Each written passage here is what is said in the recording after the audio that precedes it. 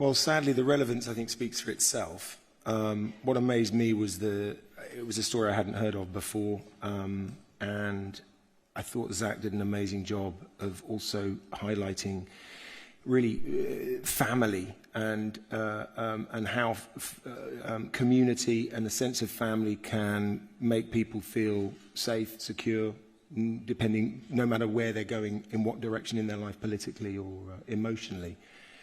It just felt also like a piece of work that needed to be made now. It's always interesting looking back, but it's always interesting finding a piece from the past that has some relative, relationship to the present day.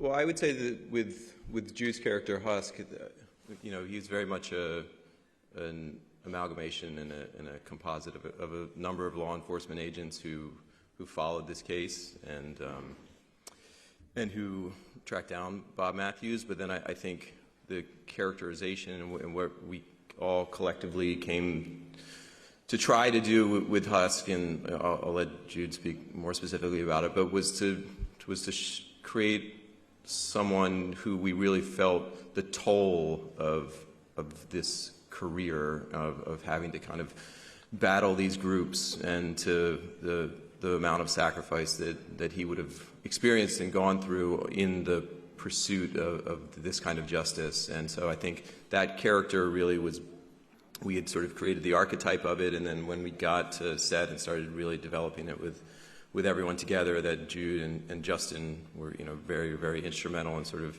bringing out the specificity of who we wanted him to be. No, the interesting thing about Bob is he does prey on the disenfranchised and the unhappy and the kind of lonely. So I think that's a big part of how he assembles this group in the movie. Is yes, he can be charismatic and charming and seem like a good leader, despite his terrible plans and ideology. But at the same time, it's who he goes after that kind of cements that group. So I think that's something that we can learn from the movie. Yeah, what was interesting to me was playing someone who thought that the battle was done. There was something very interesting that he, to me, represents an awful lot of us, meaning, he felt that his hardest work was behind him, and suddenly he had possibly his biggest task yet ahead. And it felt a little bit like a lot of us now, maybe, where we feel like, if you could have said 10 years ago that perhaps the world was in a slightly different state, and that, in fact, we've still got a lot of work to do. My question goes to all of you. Whoever wants to jump in.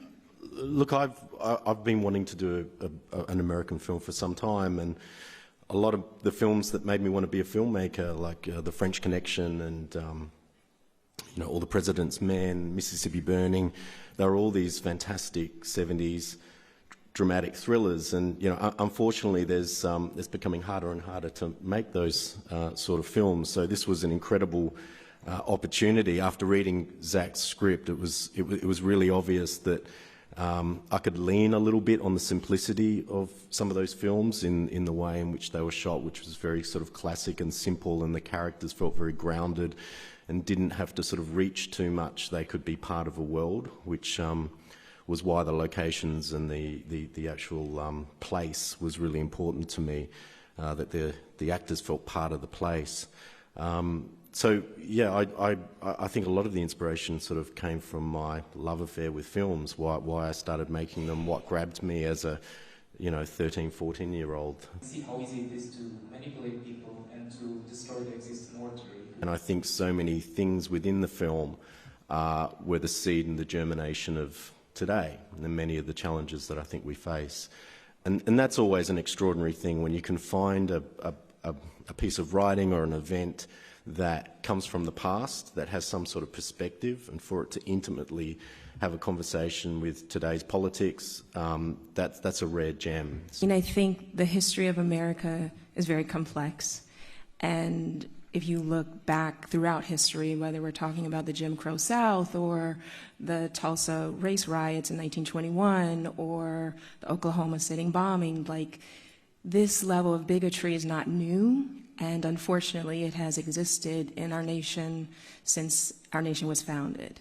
And one of the beautiful things about art is that we get to hold a mirror up to society. We get to reflect society back to it, you know, and we get to explore the very complex sides of humanity, the ugliness, the darkness, in order for us to learn from it, hopefully, to not repeat it.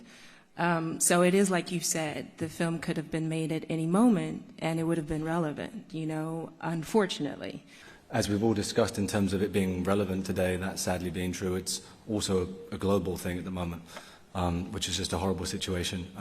And hopefully the film, perhaps if people see it shedding more light on how these sorts of events occur and the people that are instigating them can kind of help prevent it happening anymore in the future. I just wondered, Well, I think that's one of the film's great achievements, is that, you know, it's highly focused on the family unit, and it's a great piece on exploring how people from a small community can be manipulated by extreme ideology.